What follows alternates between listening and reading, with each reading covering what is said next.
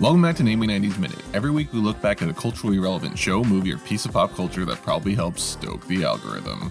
This week, in honor of the premiere of Season 1 of Doctor Who on Disney+, we're looking back at the 30th anniversary special, Dimensions in Time.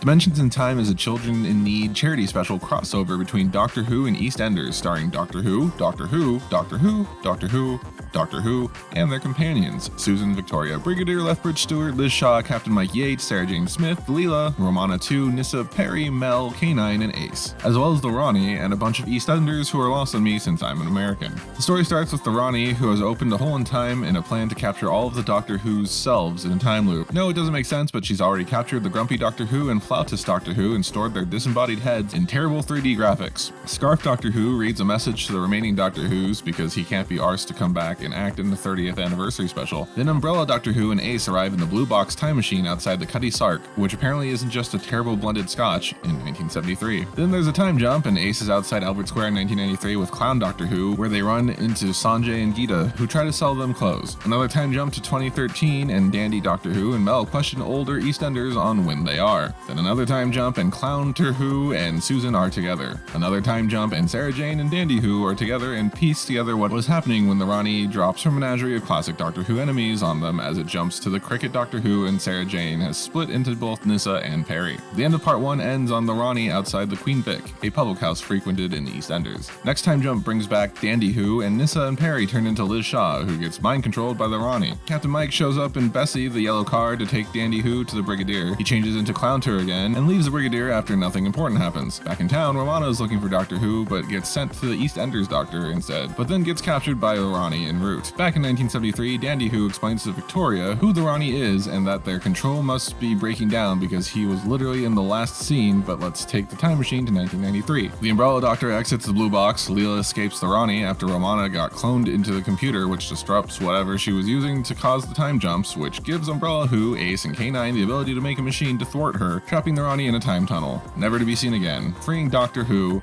Doctor Who, Doctor Who, Doctor Who, Doctor Who, Doctor Who, Doctor Who, and their companions from the time loop.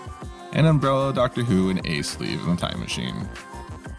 And that's Dimensions in Time in a Namely 90s Minute. More or less. Join us again next Tuesday for another Namely 90s Minute. Remember, you can always hear these a day early and full episodes of Namely 90s on all major podcasting platforms. And most of the small ones, too. Please subscribe and do all the other YouTube things. Bell ringing, share, like, subscribes, that sort of stuff. And we'll catch you next time.